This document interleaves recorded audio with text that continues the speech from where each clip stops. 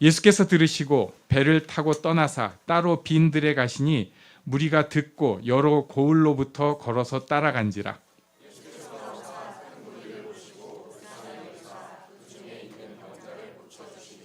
저녁이 되매 제자들이 나와 이르되 이곳은 빈들이요 때도 이미 저물었으니 무리를 보내어 마을에 들어가 먹을 것을 사 먹게 하소서. 제자들이 이르되 여기 우리에게 있는 것은 떡 5개와 물고기 2마리뿐이니이다. 무리를 명하여 잔디 위에 앉히시고 떡 5개와 물고기 2마리를 가지사 하늘을 우러 축사하시고 떡을 떼어 제자들에게 주심에 제자들이 무리에게 주니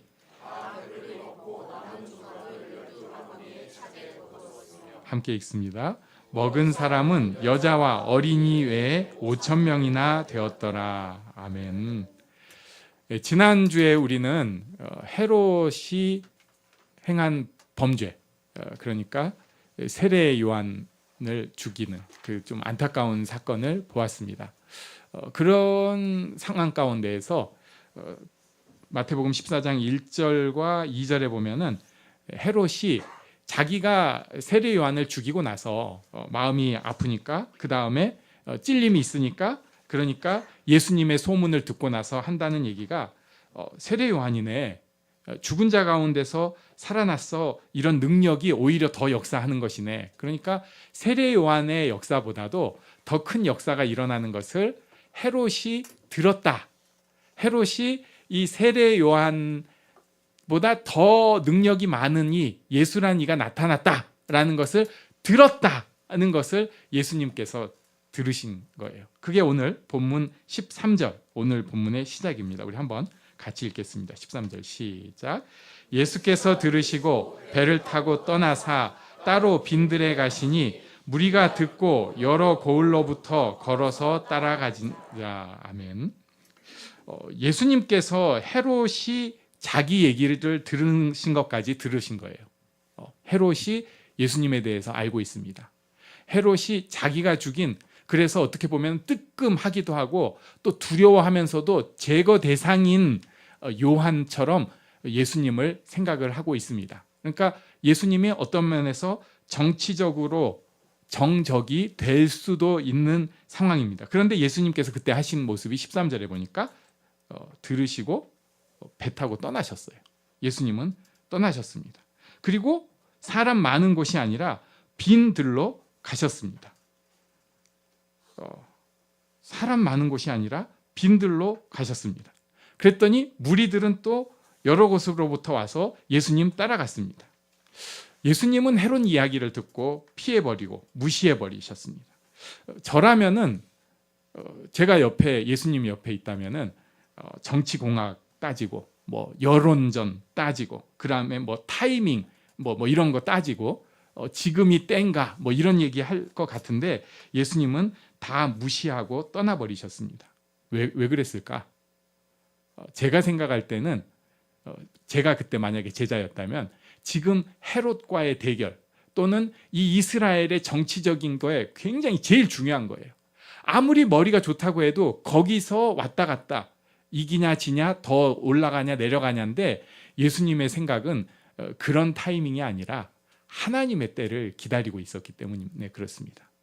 그러니까 인류 역사 몇 천 년을 통해서 가장 중요한 때가 지금 있는데 고작 몇십 년, 사실은 몇 년에 있는 그 때 하나 때문에 막 심장이 뛰고 다 죽일 것 같고 막 이런 거 보시면은 예수님은 사실 아무것도 아닌 거예요. 몇 천 년의 지금 역사가 지금 중요한 순간이니까. 그래서 예수님은 무시하고 떠나버리셨습니다. 그리고 예수님은 가장 그때 당시 예수님에게 가장 필요한 일인 천국에 대해서, 하나님 나라에 대해서 생각을 하신 것으로 볼 수 있습니다. 그런데 헤롯 얘기를 듣고는 떠나버리셨는데 예수님 떠나온 무리들에게는 어떻게 하셨는가? 우리 14절도 같이 읽어보겠습니다. 14절 시작. 예수께서 나오사 큰 무리를 보시고 불쌍히 여기사 그 중에 있는 병자를 고쳐주시느라. 아멘. 예수님께서는 어떻게 하셨냐면요, 첫 번째 나오셨어요. 그 다음에 보셨어요. 그리고 불쌍히 여기셨고 그 다음에 고쳐주셨습니다. 나오시고 보시고 불쌍히 여기고 고쳐주셨습니다. 예수님이 지금 그들에게 샘플로서 먼저 중요하게 생각한 일을 행하신 거예요. 우리는 하나님에 대해서 자꾸 오해를 합니다. 이게 우리 인생에 제일 중요한 일일 수 있는데 이 기본을 자꾸 놓치는 거예요. 우리에게 있는 여러 가지 일들 나름 중요하고 실제로 꼭 해야 되는 일들이 있어요. 우리가 이 땅을 살아가면서 내가 발 디디고 살아가면서 대한민국 국민이라면 해야 될 일 당연히 있습니다. 우리도 속해 있는 공동체가 있으니까 정의를 위해서 우리도 소리를 높여야 될 때가 있어요. 또 내가 아버지로서 또는 어머니로서 누군가의 부양자로서 아니면은 누군가의 가치 있는 사람으로서 꼭 해야 될 일이 있어요. 나만 해줄 수 있는 일이에요. 이게 내가 잘 하든 못하든 또는 과잉으로 하든 못하든 그건 둘째치고 어쨌든 내가 꼭 해야 될 일 맞습니다. 그리고 또 우리 자신을 위해서도 우리가 꼭 해야 될 일이 있어요. 지금 해야 될 일, 미래를 위해서 해야 될 일. 우리가 꼭 자기 자신을 위해서도 해야 될 일이 있는데 사실은 그거보다 더 중요한 일이 있습니다. 그건 뭐냐면은 하나님의 나를 향한 마음을 아는 거예요. 우리는 중요한 일이 있다고 하면은 이걸 자꾸 놓쳐버려요. 내가 너무 아프다? 내가 뭔가 사고를 쳤다? 내가 뭔가 부끄러움 가운데 있다? 내가 뭔가 욕심이 생겼다? 내게 어떤 사명감이 생겼다? 그러고 나면은 하나님의 나를 향한 이 마음이 슬쩍 사라져버린 거예요. 예수님은 여기서 하나님의 우리를 향한 마음, 하나님의 나를 향한 마음을 딱 보여주십니다. 나오사 보시고 불쌍히 여기고 고쳐주셨다. 이것을 예레미야 29장 11절에 아주 정확하게 말씀해주고 계십니다. 우리 한번 29장 11절 같이 읽습니다. 시작. 여호와의 말씀이니라. 너희를 향한 나의 생각을 내가 아나니 평안이요 재앙이 아니니라. 너희에게 미래와 희망을 주는 것이니라. 아멘. 예레미야가 50장이 넘어요. 다 져줍니다. 좀 심하게 말하면. 이게 잘못했다 이놈들아. 이거 이래서 잘못했다. 니네가 이래서 죄졌다. 굉장히 보기 힘든 내용들이에요. 그리고 죄 지은 얘기들이 주로 나오는데 그중에서 보석같이 탁 숨어있는 말씀들이 있어요. 그중에서 가장 제가 볼 때 먼저 나온 말씀이 29장 11절이에요. 너희를 향한 내 생각은 너네를 도구로 써서 무슨 사명을 감당해라 이거부터가 아니에요. 너희를 향한 내 생각은 평안이다. 미래와 희망이다. 하나님의 나를 향한 생각을 놓치지 않고 그리고 나서 뭘 해야 되는 거예요. 근데 이거 다 잊어버리고 정신없이 안 됩니다. 예수님은 지금 그래서 그걸 몸으로 보여주신 거예요. 예레미야 29장 11절 그 다음에 12절 13절 말씀이 바로 연이어지거든요. 우리 12절 13절도 같이 읽습니다. 시작. 너희가 내게 부르짖으며 내게 와서 기도하면 내가 너희들의 기도를 들을 것이요 너희가 온 마음으로 나를 구하면 나를 찾을 것이요 나를 만나리라. 아멘. 하나님께서 약속해 주신 말씀입니다. 근데 왜 우리가 찾는다고 하는데 안 될까? 몇 가지 이유가 있는데요. 그냥 제일 쉽게 말하면 아직 때가 안 돼서 그래요. 조금 더 찾으면 됩니다. 이게 무슨 말이냐 이게. 하나님의 때에 하나님께서 반드시 만나주십니다. 물론 그 때라는 것에는 이런 게 있어요. 우리의 죄가 있을 때도 분명히 있어요. 너 그것만은 고쳐야 된다 하실 때도 있어요. 근데 그게 하나님이 알려주셔야 알더라고요. 그것도 하나님의 때예요. 이게 내가 오기 부린다고 되는 게 아니고요. 하나님 저를 정결하게 하고 나가기를 원합니다. 그런다고 해서 그냥 되는 게 아니에요. 하나님께서 하나님의 때에 은혜를 주셔야 되더라고요. 제가 이 비밀을 알고 나서는 누군가를 정죄하지 않기로 다짐을 했습니다. 전에는 저도 그렇고 남도 그렇고 회개해야지. 응? 예수 믿고 말이야. 그렇게 살면 안 되지. 이런 마음이 분명히 있었던 것 같아요. 그런데 어느 순간에 보니까 야, 그 말을 내가 할 처지가 아니구나. 야, 지가 이렇게 살면서 아주 그냥 얼굴이 뜨끈뜨끈해가지고 사람들 앞에 설 수도 없는 거예요. 기도도 못 하겠어요. 그때 기도할 때 이러고 있어요. 창피해가지고. 그러고 나니까 나도 그렇고 우리들이 모두 하나님이 은혜 주셔야 우리의 부끄러움도 알고 정결해지고 그래야지 진짜 응답이 있는 건데 그게 내 생각대로 되는 게 아니고 나는 하나님을 바라고 있으면 하나님께서 때 돼서 은혜 주시는 거구나. 네, 알게 됐어요. 그리고 하나님께서는 모든 것을 타이밍에 맞춰서 이렇게 진행을 하고 계세요. 그러니까 조금 더 기다려야 될 때가 분명히 있는 거예요. 우리 생각하고는 좀 다르다 보니까. 그리고 하나님께서 내가 원하시는 것보다 더 큰 응답을 만들어내시느라고 그럴 때도 분명히 있습니다. 확실한 것은 하나님께서 만나주시는 거예요. 하나님께서 들어주시는 거예요. 이것을 우리가 마음에 딱 갖고 있어야 됩니다. 예수님께서 지금 행하신 것, 나오사 보시고 불쌍히 여기고 고쳐주신 것이 바로 이 하나님의 마음을 보여주신 거예요. 사람들은 지금 헤롯, 어떡하지? 세례 요한의 죽음처럼 우리도 해야 될까? 뭐 이런 생각하면서 어떤 사람은 부담감, 어떤 사람은 두려움, 어떤 사람은 정치적 투쟁감, 또 막 예수님 따라가면서 괜히 자기 이런 큰 마음 막 이런 거 갖고 있는데 예수님께서 그 가운데서 먼저 찾으신 것은 하나님의 나를 향한 마음을 알려주신 것입니다. 자, 이렇게 어떻게 보면은 은혜로운 시간을 참 어지러운 때도 예수님께서는 진정시키고 은혜 가운데 있으셨는데 문제가 생겼습니다. 이것은 인류 모든 문제에게 생긴 문제인데요. 그게 뭐냐면 밥대가 된 겁니다. 15절 말씀에 보니까 저녁이 되매 제자들이 나와 이르되 이곳은 빈들 때도 이미 저물었으니 무리를 보내어 마을에 들어가 먹을 것을 사 먹게 하소서. 이렇게 제자들이 얘기를 합니다. 제자들의 이 얘기는 우리가 지금 보면은 합리적인 것처럼 얘기가 되는데 말도 안 되는 얘기입니다. 우리가 필리핀에 가가지고 그때 33명인가가 다녔거든요.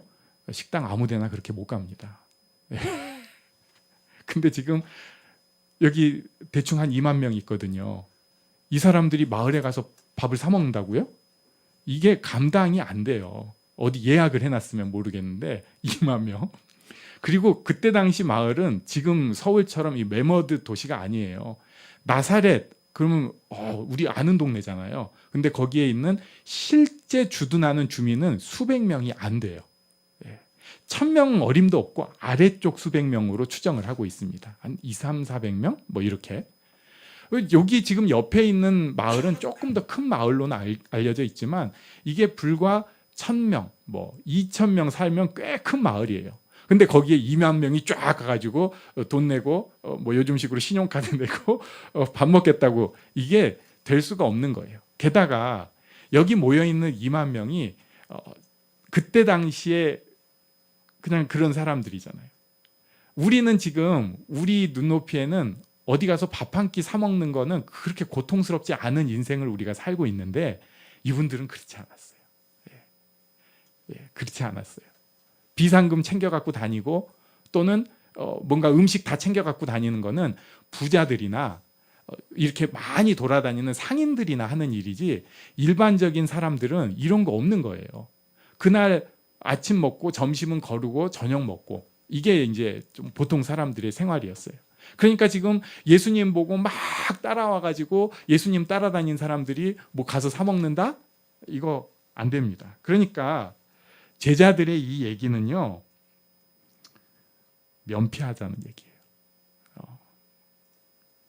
여기 두면 우리 앞에서 굶으니까 저기 흩어져서 굶게 합시다. 저기 좀 꼬르륵 소리는 서로들 듣고 우리는 좀 듣지 않으면 좋겠습니다. 이렇게 얘기를 한 것입니다. 그런데 이에 대한 예수님의 답변은 16절 우리 같이 읽겠습니다. 16절 시작. 예수께서 이르시되 갈 것 없다. 너희가 먹을 것을 주라. 예수님의 답변은 너희가 주어라. 너희가 해야 한다. 우리는 피하고 싶은데 예수님은 우리에게 요구하십니다. 우리는 포기하고 싶은데 예수님은 우리가 하기를 원하세요.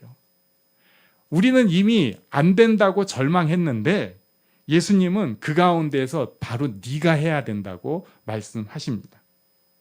가정을 위한 기도 세게 하면요, 제가 못 돼서 그런지 포기하고 싶은 마음이 생겨요. 내 마음대로 안 되는 게 가정이잖아요. 네. 나라를 위한 기도, 우리가 그냥 의무적으로 하면 괜찮은데 이걸 진심으로 기도하고 그 다음날 뉴스 보면은 막 화가 나요. 내가 이렇게 기도했는데. 근데 또 잘 생각해 보면요, 나를 위한 기도도 똑같아요. 그렇게 하나님의 영광이 어쩌고 기도를 했는데 그러고 나서 내가 하는 꼬락서니를 저녁에 이렇게 생각을 해보면 창피하기 짝이 없어요. 왜 그렇게 미련하게 살까? 우리가 생각을 안 하고 살아서 그렇지 조금만 생각해 보면 나도 어쩜 그렇게 미련하고 그렇게 못됐고 창피하고, 그러고 나면 기도 안 하고 싶어집니다. 네. 나라를 위해서 기도 안 하고 싶어요. 아유, 나 같은 건 기도 안 하고, 아유 몰라, 아유. 가정을 위해서도 아유 저 나쁜 놈들 때문에 우리 가정이 이 모양인 것 같아. 남 핑계만 대고 기도 안 하고 싶어요. 나를 위해서도 아이 저는 됐고요. 저는 제가 해보니까 저는 그냥 딱 요 정도 사람이에요. 더 안 나가고 싶어요. 그냥 다른 사람들이 이래가지고 기도가 점점 막혀버리는 게 사실은 우리의 모습인데 예수님은 그렇지 않습니다. 네가 해야 된다. 네가 지금 기도해야 될 사람이다. 네가 내 이름으로, 예수 이름으로 기도해야 된다. 네가 포기하지 않고 기도해야 된다. 이렇게 말씀을 하셨습니다. 그랬더니 제자들이 17절에 이렇게 얘기합니다. 여기 우리에게 있는 것은 떡 5개와 물고기 2마리 뿐이니이다. 가진 게 거의 없어요. 오병이어다. 한자로 오병이어. 요한복음 6장 7절에 보면은 빌립이 이렇게 얘기를 해요. 각 사람으로 조금씩 받게 할지라도 200데나리온의 떡이 부족하리이다. 200데나리온어치 떡을 가져도 부족할 것이다. 200데나리온은 이게 1데나리온이 하루 임금으로 계산을 해야 되는데 그보다 조금 더 보통 많다고 봅니다. 그러니까 요즘식으로 따지면은 뭐 한 3천만 원, 그러니까 그냥 쉽게 얘기해서 5천만 원 갖고도 안 되겠습니다. 이렇게 지금 얘기를 한 것입니다. 제자들은 현실적인 답을 했습니다. 200데나리온은 필요한데 우리에게는 떡 5개, 물고기 2마리 뿐입니다. 이에 대해서 예수님께서 18절로 말씀해 주십니다. 우리 18절 말씀 같이 읽습니다. 시작. 이르시되 그것을 내게 가져오라 하시고, 예수님은 그거 가져오라고 하셨어요. 참 신기한 일입니다. 하나님은 떡 5개, 물고기 2마리를 사용하십니다. 작은 것이지만 나의 희생을 사용하십니다. 내가 하나님 앞에 애쓰는 것을 사용하십니다. 아유, 조그만 거 가지고 내가 무슨 기도가 능력 있는 사람도 아니고요. 내가 무슨 헌금을 막 그렇게 많이 하는 사람도 아니고요. 내가 또 뭐가 막 그냥 언변이 뛰어나가지고 뭐 대단한 거 하는 사람도 아닌데 그거 갖고 뭐 하겠니? 이게 아니고요. 그것 가지고 알아. 그것 가지고 해야 된다.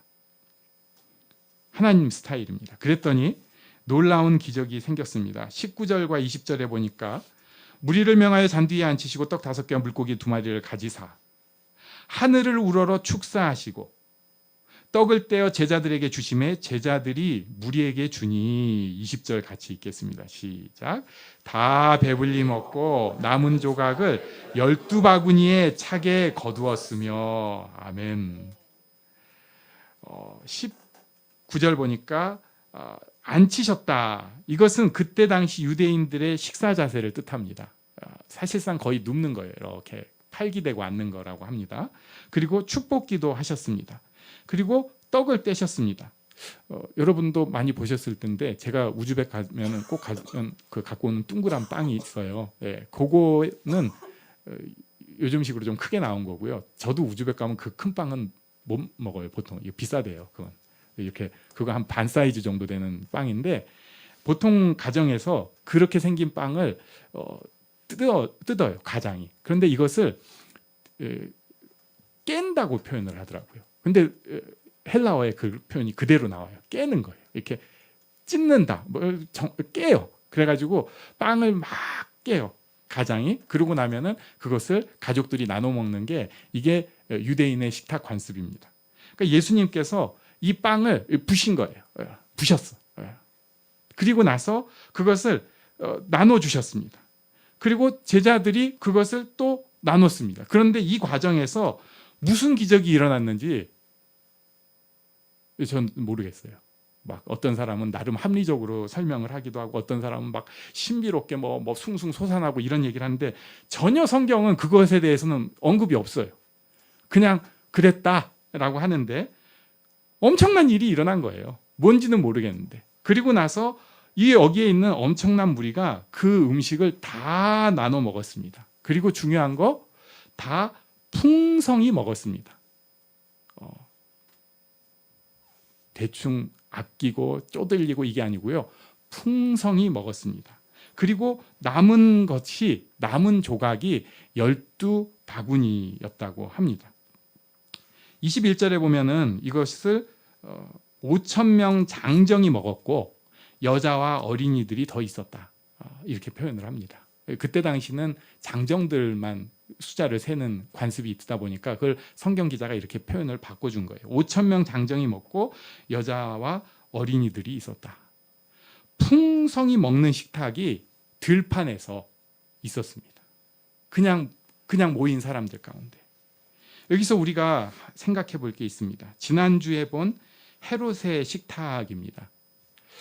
헤롯은 자기 생일 잔치 한다고 사람들 모아놓고 큰 잔치를 벌였어요. 그때 어떤 잔치였는지 우리가 정확하게 알 수는 없습니다. 그래서 제가 두 가지를 생각을 했는데 하나는 그럼 솔로몬 왕은 어떻게 먹었냐? 이게 열왕기 왕 4장에 보면은 나와 있는데 제가 새 한글 성경 요번에 번역된 성경 갖고 왔어요. 좀 편하게 보려고.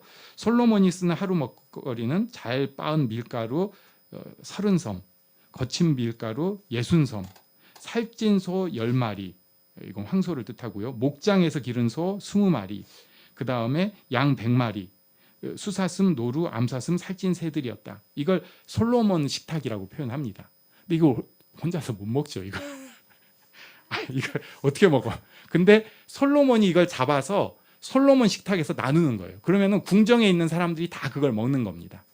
그러니까 하루에 이만큼씩 음식을 먹는 게 그때 당시 소위 왕이라고 하는 사람들이 먹는 거구나. 그런데 또 솔로몬보다 더 독한 것들이 있는데 그게 이제 로마 황제들이에요. 로마 황제들은 좀 사이코들이 있었는데 그 중에 이제 이상한 사이코가 마침 지난주 국방일보에 누가 이걸 또 썼더라고요. 그래갖고 이야 마침 또 이거 나보라고 2주 전에 실어주셨네 해갖고 보니까 거기 바틸리우스라는 황제가 8개월 황제 자리에 있었는데 그 사람이 8개월 동안 식탁, 그러니까 먹는 데 쓴 돈이 지금 돈으로 하면 1,000억 원 정도 된다는 거예요. 그리고 식비 잔치를 하루에 4번 했대요. 제가 그냥 대충 계산을 해보니까 한 번 이렇게 잔치 한 끼에 1억씩 쓴 거예요. 이 사람이 살려면 이 정도는 해야죠. 네. 헤롯 잔치도 아마 이에 준했을 거예요. 자기 이제 특별한 날이니까 한 1억 정도 써가지고 자기를 위해서 막 이렇게 잔치를 벌였는데 거기서 있었던 건 결국 죽음, 회한, 저주, 공포 이런 것만 남았잖아요. 그런데 예수님의 식탁은 하나님의 식탁은 천국의 식탁은 빈들에서 백성들이랑 놀라운 풍요로움을 누리신 것입니다. 이게 일부러 다 이렇게 대비가 되게 해놓은 거예요. 누구는 궁궐에서 지만 처먹는다고 1억씩 쓰고 자빠져 있는데 그런데 누구는 빈들에서 놀랍고 정말 어떻게 말할 수 없는 이 천국의 기쁨을 누리는 거예요. 음식도 풍성한데 심장은 더 풍성해지는 거예요. 마음이 너무 기쁘고 하나님께서 채워주시는 그 풍성함이 있는 것입니다. 수많은 무리가 모여서 놀라운 기적을 누리고 그 풍성함을 체감한 것입니다. 여기서 또 우리가 생각할 것은 하나님 나라의 특징은 육신을 무시하는 거 아니구나. 그냥 육신은 그냥 채찍질하고 막 이게 아니고 하나님께서 원하시는 것은 풍성함, 기쁨을 누리고 이것이 정말 천국의 기쁨으로 서로 나누기를 원하시는구나 하는 것을 알 수가 있습니다. 하나님 나라는 풍성함과 기쁨의 나라입니다. 그리고 이 하나님 나라는 제자들, 바로 우리들이 해야 하는 나라입니다. 그 가운데에서 분명히 오병이어로 표시되는 헌신이 있어야 되고요. 그리고 가장 중요한 거, 우리가 일하는 것 같지만